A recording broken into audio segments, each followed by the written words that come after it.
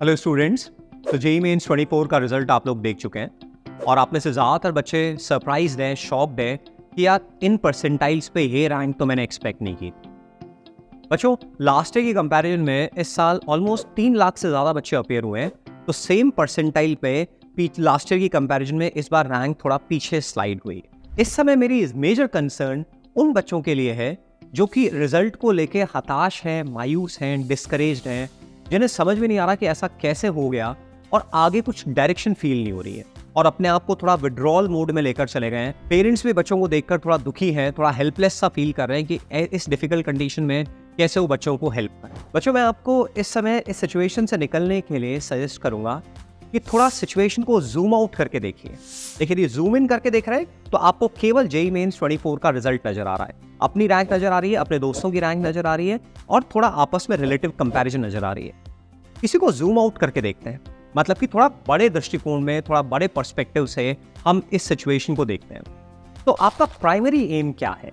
आपका primary aim ये है कि आप इंडिया की one of the best colleges से इंजीनियरिंग करना चाहते। तो आइए हम उसी पॉइंट पे डिस्कशन करें कि इन गिवन कंडीशंस में हम अपने उस ड्रीम को कैसे फुलफिल कर सकते हैं। आगे हमारे लिए क्या पाथ्स हैं जिसके थ्रू की हम मेकअप कर सकते हैं। तो एक कैटेगरी उन बच्चों की है जो ऑलरेडी जेईई मेंस का कट ऑफ क्लियर कर चुके हैं, यानी कि एडवांस के लिए क्वालिफाई कर चुके हैं। बच्चों, मेरी आप लोगों को सिंसियर एडवाइस है कि इस जेईई मेंस के रिजल्ट को आप बिल्कुल बंद कर दीजिए और जो आपके एडवांस की तैयारी चल रही है, बिना एक घंटा भी खराब किए आप उस एडवांस की तैयारी में बहुत अच्छी तरह से फोकस करिए। आपके इंस्टीट्यूट पे जो भी रिवीजन शेड्यूल चल रहा है, जो भी टेस्ट सीरीज चल रही है, जो भी क्लासेस चल रही हैं, आप उनमें फुल ऑन पार्टिसिपेट करिए। जो हमारे पास ये 1 महीना बचा हुआ है, उस 1 महीने में इतनी जम के मेहनत करिए, इतनी सिस्टमैटिकली मेहनत करिए, इतनी फुल्ली गाइडेंस के साथ मेहनत करिए कि आगे जिंदगी में कभी पीछे मुड़ के देखें तो एक चेहरे पे स्माइल सी आ जाएगी, यार वैसी मेहनत क्या शानदार करी थी, वो पीरियड क्या शानदार था, कैसे मैंने अपनी पीक पे मेहनत करी थी। तो अपने टीचर्स से जाके मिलिए, अपने दोस्तों से डिस्कशन करिए और अपनी एडवांस की तैयारी पे फुल ऑन फोकस करिए।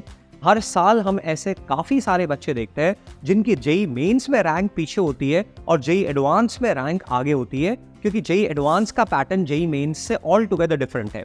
तो कहीं पे भी ये कोई पॉइंट नहीं है कि आपकी जेईई मेंस में सपोज 2500 रैंक आई है, इसका मतलब जेईई एडवांस में आपकी 2500 के अंदर रैंक नहीं आ सकती है। जेईई मेंस और जेईई एडवांस के रैंक में बहुत ज़्यादा कोरिलेशन नहीं है। आप अपनी जो भी जेईई मेंस की रैंक है उससे फार बेटर साइड पे जेईई एडवांस के रैंक ला सकते हैं, गिवन कि आप बचे हुए समय को बहुत अच्छी तरह से यूटिलाइज कर रहे हैं, कहीं भी अपने दिमाग में नेगेटिविटी को घर नहीं करने दे रहे हैं। हर दिन जो आपके डिस्पोजल पर आ रहा है उसको बेस्ट पॉसिबल वे में यूटिलाइज कर रहे हैं। इंस्टीट्यूट के रिवीजन शेड्यूल को, इंस्टीट्यूट के टेस्ट सीरीज को बहुत अच्छी तरह से फॉलो कर रहे हैं। अपने डाउट्स को अपने दोस्तों में, अपने टीचर्स से टाइमली क्लैरिफाई कर रहे हैं। अब हम बात करते हैं उन स्टूडेंट्स की जो कि जेईई एडवांस के लिए क्वालिफाई नहीं कर पाए। बच्चों, पॉसिबल है आपने बहुत अच्छी तरह से मेहनत करी हो, बट सिलेबस का इतना बड़ा वॉल्यूम आपसे मैनेज नहीं हो पाया हो, या आप लास्ट में आके घबरा गए हो, या फिर आपसे थोड़ी नेगेटिव मार्किंग ज़्यादा हो गई हो। जो भी रीज़न है, अब हमें इस सिचुएशन से बाहर निकलना है, हर हालत में बाहर निकलना है। देखिए, मैं आपको यहाँ पे यही बोलूँगा कि रिजल्ट को लेके आप हताश नहीं हो, हतोत्साहित नहीं हो, डिस्करेज नहीं हो। जो आपने पिछले 2 साल, 3 साल, 1 साल मेहनत की है, वो एक एक दिन जो आपने पढ़ाई की है वो ख़राब नहीं गया है, उसने आपकी पर्सनालिटी को शेप अप किया है, आपके अंदर वो मैच्योरिटी, वो समझ जनरेट की है जो आगे की लाइफ में आपके बहुत काम आने वाली। तो अब अपने को क्या करना है?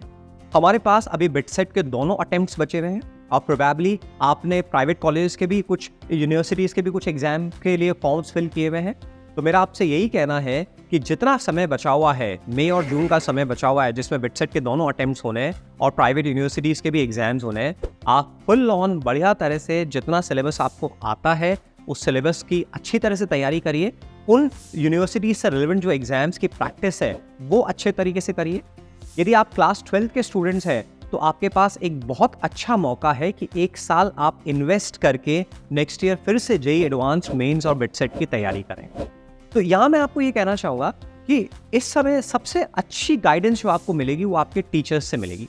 क्यों? क्योंकि उन्होंने आपको 2 साल पढ़ाया है, वो आपको बहुत अच्छी तरह से समझते हैं, आपकी पर्सनालिटी के अप्स एंड डाउन्स को बहुत बढ़िया तरह से जानते हैं तो टॉक टू देम, उनको पूरा कॉन्टेक्स्ट भेजिए कि आपकी क्या रैंक आई है, आपकी क्या परसेंटाइल आई है, आप कैसा फील कर रहे हैं और आगे आप क्या क्या ऑप्शन सोच रहे हैं, और जाके उन टीचर्स से गाइडेंस लीजिए।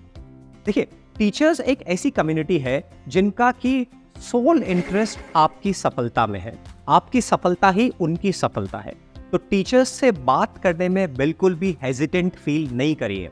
बहुत बार बच्चे, मेरा एक पर्सनल एक्सपीरियंस है, बहुत बार बच्चे मन में इस तरह की एक धारणा बना लेते हैं, एक इनहिबिशन बना लेते हैं कि यार मेरी रैंक तो पीछे आई है, सर क्या सोचेंगे मेरे बारे में। सर कुछ भी नहीं सोचेंगे। जो भी टीचर्स आपको पढ़ा रहे हैं उनका प्राइमरी एम केवल ये है कि आप अच्छा परफॉर्म करें। तो जब भी आप टीचर के पास जाएंगे वो कुछ भी आपको जज नहीं करेंगे, बल्कि जो हमारे पास टाइम बचा हुआ है उसको कैसे बेस्ट पॉसिबल वे में यूटिलाइज करें, और जो हमारे पास ऑप्शंस बचे हुए हैं उनमें से कैसे बेस्ट ऑप्शन पिक करें, उसी के लिए वो आपको सजेस्ट करेंगे। तो जो तीनों ऑप्शंस हैं, जो बिटसेट वाला ऑप्शन है, जो प्राइवेट यूनिवर्सिटीज वाला ऑप्शन है, और जो हमारे पास नेक्स्ट ईयर के लिए ड्रॉप वाला ऑप्शन है, तीनों के लिए आप अपने टीचर्स से बात करिए, उनसे गाइडेंस लीजिए। इस समय देखिए क्या होता है, जब कोई डिफिकल्ट सिचुएशन होती है तो हम इमोशनली ओवरवेल्म हो जाते हैं। हम बस एक ही तरह से एक ही सिंगल ट्रैक पे सोचने लगते हैं। हमारा लॉजिकल ब्रेन शट डाउन हो जाता है। जो हमारा ब्रेन का राइट पार्ट है, जो हमारे इमोशंस के लिए डोमिनेटिंग है, वो हमारे पूरे ब्रेन को हाईजैक कर लेता है और बस हम राइट ब्रेन से ही सोचने लगते हैं। तो इस समय बहुत जरूरी है कि आप अपनी फीलिंग्स को अपने फ्रेंड्स में, अपने पेरेंट्स में, अपने फैमिली मेंबर्स में और अपने टीचर्स के साथ शेयर करें। मैं एडवाइस करूंगा कि अपनी फीलिंग्स को लिखने की कोशिश करिए, क्योंकि इस प्रोसेस में क्या होगा, जब आप अपनी फीलिंग्स को एक्सप्रेस करेंगे, चाहे फ्रेंड से, चाहे टीचर से, चाहे पेरेंट्स से, या लिखेंगे, तो आपको वर्ड्स की रिक्वायरमेंट होगी, आपको सिस्टमैटिकली उनको कन्वे करना होगा, और उसमें आपका लेफ्ट ब्रेन यूज में आएगा, विच इज लॉजिकल ब्रेन, जो कि रैशनली सोचने का काम करता है। तो जैसे ही आप लेफ्ट ब्रेन को यूज में लेंगे तो लेफ्ट और राइट ब्रेन इंटीग्रेट होकर आपको एक होलिस्टिक पिक्चर देंगे, आप अपने इमोशंस को बेटर मैनेज कर पाएंगे।